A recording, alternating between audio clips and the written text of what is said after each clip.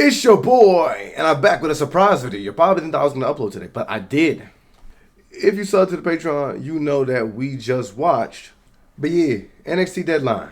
I haven't really been able to watch a NXT PLE all the way through, so I thought it was only right that I caught it with a little bit of y'all, and at the same time, I could tell y'all what I felt about it and some of my immediate reactions.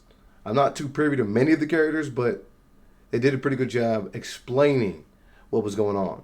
Let's just dive right into it, man. Slide that like button to chop. Let go.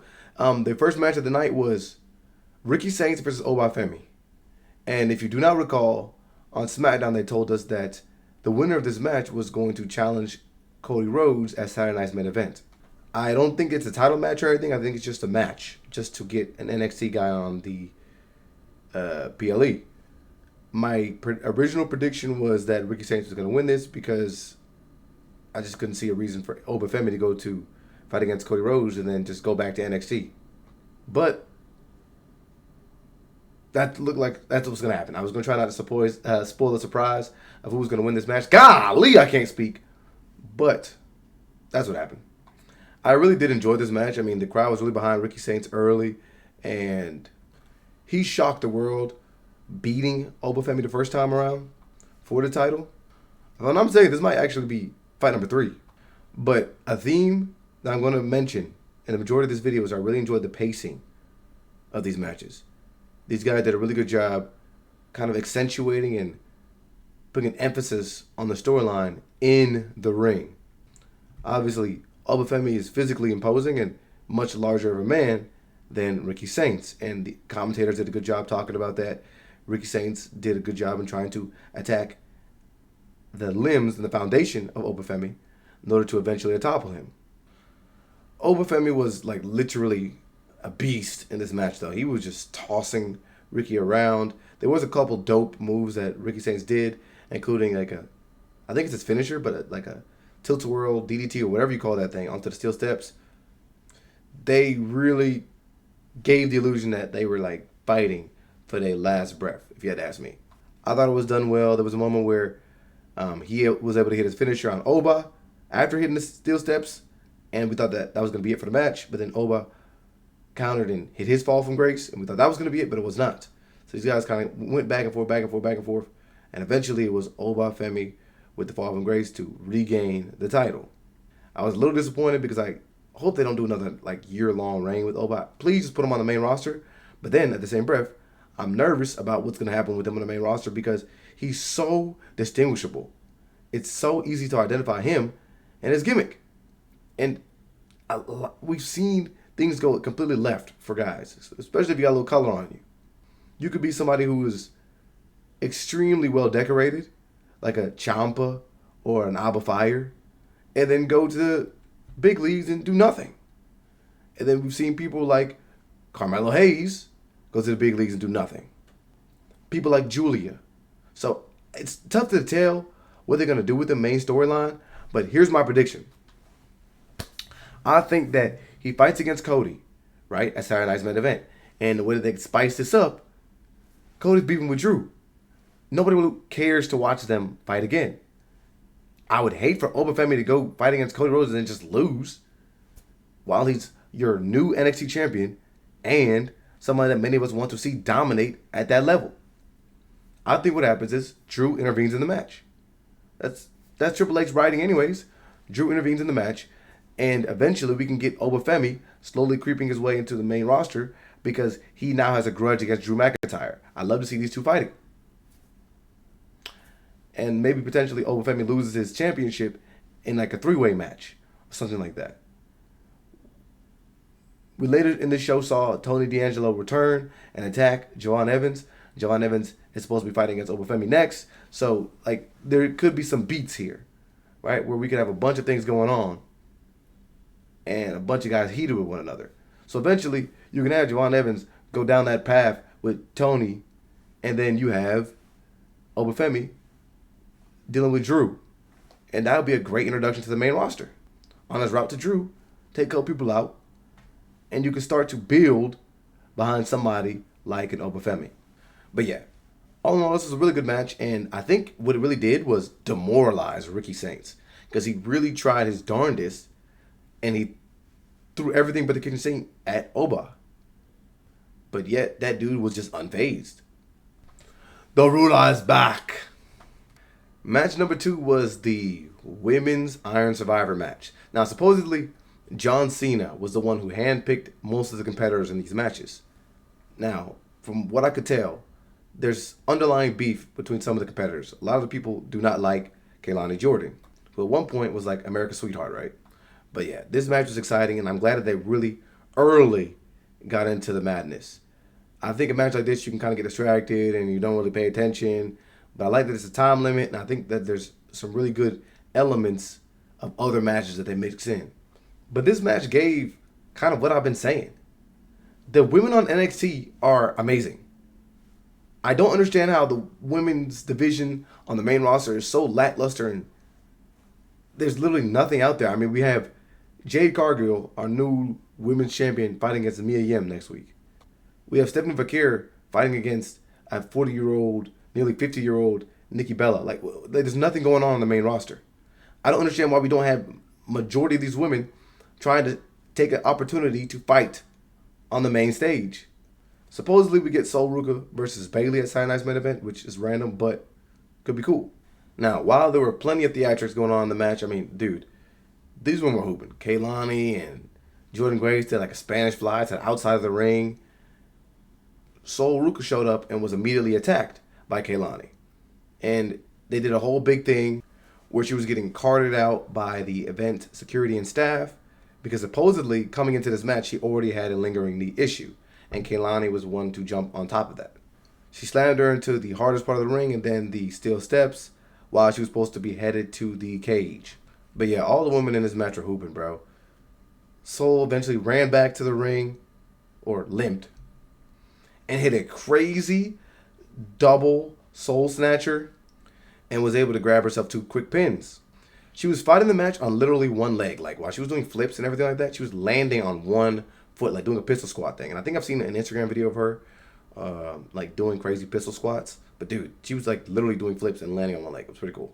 And like I said, nobody in this match was a fan of Kehlani because anytime they could get a chance to get her hands on her, they would. They were putting the beats on her. I liked that everybody was able to get their offense in this match as well. And that was actually surprising to me. Like, they did not start slow. They got right to it. And I really enjoyed that in the end of the match, everybody had 2 pins, right? We're literally counting it down with less than a minute left. We had 2 people in the cage. Sol Ruka's outside on the ring. She just keeps getting crazier and crazier. She's doing snow snatchers to the outside, which is just insane. I think that's going to be a move that everybody gets on their feet to watch. But hopefully she comes up with another like secondary finish or submission because, dude, that is no joke on your back. But just when we thought that Sol Ruka was going to go for the pin, which is going to be the 3rd pin of the night, Kehlani busts out the cage and then hits a 450. And all of us were like, dang, this is going to be it. Jordan Grace interrupted the pin, and those women just started fighting outside. Like, they didn't even care about the match anymore. But it was Kendall Gray who was able to land the last pin with 2 seconds left after doing a quote-unquote shades of gray. I didn't really like that move, but she won. And crazy enough, if you watch me, Rule of Time, doing my watch-along, I said this woman being in the match, she's supposedly an Evolved champion. I said no way that she even gets a pin in this match. And she actually ended up winning. Crazy. I will say, she was very good. And it surprised me that she was going to be somebody who was supposedly a rookie, fresh out of WWE Evolve. She was really good. Her moves were snappy. She was quick. She had a lot of unique offense. She won me over in this match. And I think, again, watching this is what really got me excited moving forward throughout the night. I could not believe it. But yeah, she's going to be the one to move on forwards and challenge the woman champ. We then got Ethan Page versus Mr. Iguana. And I forget what the Iguana's name is, but dude, I don't understand how he's able to bring an Iguana into the match. Just like Booker T was saying, that is a foreign object. That's literally cheating. That he should not be able to do that. Like, imagine if he was bringing a chair, or if he was bringing a manager that helped punch opponents. Like, he does it right in front of the ref. That should be cheating. Technically, that's like an accomplice. At the very least, it's a weapon. I know a lot of y'all probably going to say a lot, but I know that Ethan Page is intertwined with AAA, and he's got the mixed tag titles, so they just got to throw this on the PLE, give Mr. Iguana his opportunity. It was a fun match. A kind of like a woo, where you can like whoosh off for a second. No real heat between these guys. Just kind of comedic at the very least. Ethan Page ended up winning by hitting the twisted grin. I'm not mad at it. I just hope that, again, this is somebody who gets to go to the main roster sometime soon and make some impacts. But this had to be my favorite match of the night. No cap. So there was a nice little video recap of what was going on between these two women. So supposedly Tatum Paxley on the left had won the WWE NXT title. These two were former tag partners and good friends. IZZI on the right had a lot of suggestions about the ways to move and how you got to conduct yourself a little bit differently when you're champion. But IZZI was far gone. She was already rocking with the bad guys. She wanted to do things a certain way. She was not happy at the fact that this woman here on the left wanted to be noble and have fun and just allow anybody an opportunity to challenge for the belt without understanding the prestige and the emotion that you have when you have a championship. You can't just let anybody fight against you, and you got to be cognizant of the fact that anybody can beat you, and you lose your belt, and you're right back to the back of the line. That's been one of my major complaints about the W, about pro wrestling in general. When you have a championship belt, it should feel prestigious. You should move a certain way. You should move a little bit differently. You got to watch who you have in your corner. You got to be paying attention to the people that are going to be challenging you. I like that storyline. I like the fact that she was trying to pull over to the dark side and Shorty was literally losing her mind because every friend that she had, anybody that she had close to her, had left her, had dumped her, and skated on. And this match, while there weren't super crazy high-flying spots or nothing like that, the storytelling that they had in the midst of this match was actually very, very, very, very good. And that's another thing I've been complaining about.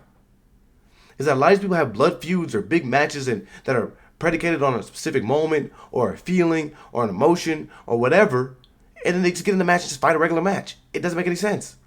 I like that there were so many moments here, even with Shorty coming out with the dried up tears and everything, I thought it was really, really, really crucial and critical. I really enjoyed Izzy Dame's entrance, first of all. Like, so much aura. Really well done by the cameraman and the production team. And they get off to the match, like they don't just start swinging, like there's a stare off, a face off, and Izzy's like, look, we can put all this behind us. All I wanted to get you to do was evolve. With me. We move in this direction, just come alongside us. We can still be friends. And then Paxley just starts crying, bro. And like legitimately crying. And so me watching this, I'm originally thinking, okay, Izzy's gonna sneak her. But then you can see the look in Tatum's face. She's just like losing her mind. She's like, no, I'm not going for it. And so she just snaps, starts attacking her. I mentioned on the watch along, this is something I would have loved to see from Bayley. Like this alone won me over. And literally watching their video segment and her entrance up to this point in the match. We're talking about maybe 30 seconds into the match. A million times better done than Bayley. A million times better done than the Wyatt Six. Beautifully done right here. I could see the emotions. I could grasp the emotions. I could understand the storyline just that quickly. And the dynamic between these two, it was all explicitly represented. And I thought it was dope that in the midst of this match, you could see as soon as Paxley laid her hands on Izzy Dame, you could see the lights go off. Or more likely, the lights light up. She was like, okay, I got her. The fact that she's so emotional about what we got going on, she doesn't understand that she's fumbling an opportunity. At the end of the day, she's a former champion. Izzy Dame is just a friend. But she won't no women's champ. She's still looking to get her way up. She's still trying to climb the ladder. She starts putting the beats on her, and you can see multiple moments in this match where she's just trying to tempt Paxley to hit her and cause damage.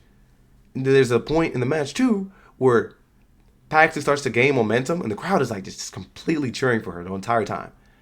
And Dame is outside the ring like, come on, we can stop. We ain't got to do this. Doing the whole begging thing, right? Randy Orton style. They hug, and the turn comes. And like I said, as they fought, like Izzy did a really good job finding the cameras, talking smack. She's like, give up. She's telling her, hit me. Do all of these stuff like that. I really enjoyed that.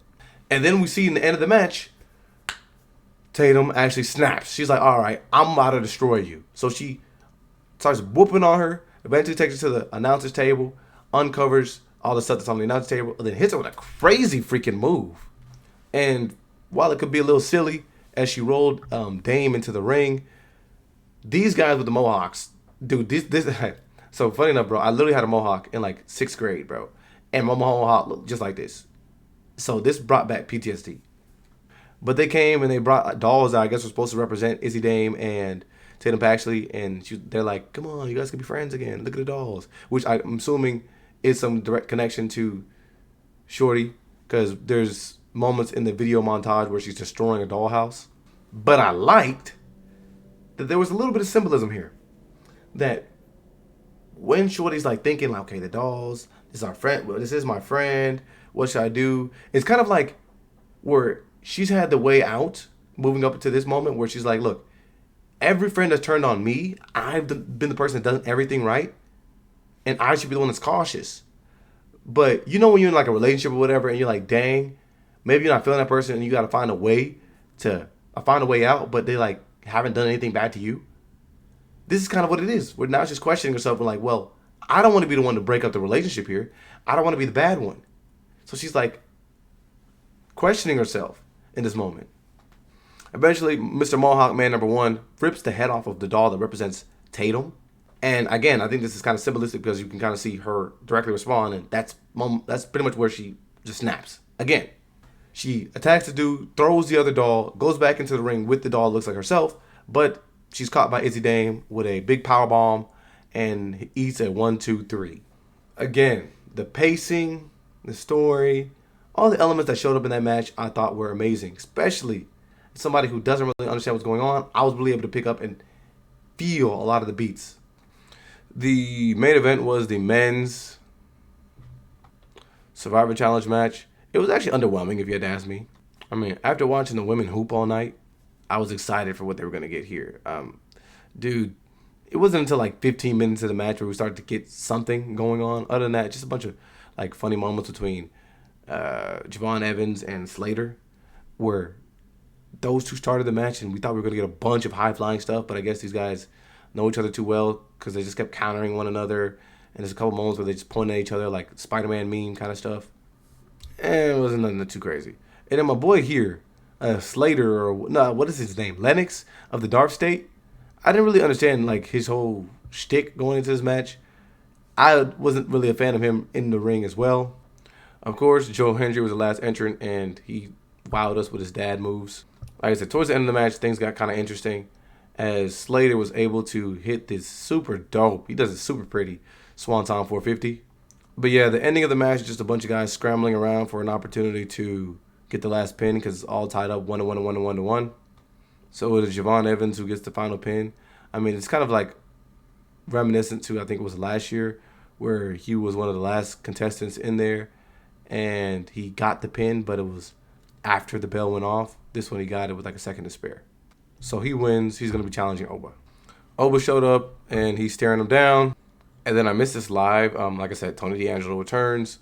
I think he's out of his Mafia gimmick. He's not doing that anymore, but he just attacks Javon Evans. I can't really remember why. I think these guys were beefing at one point.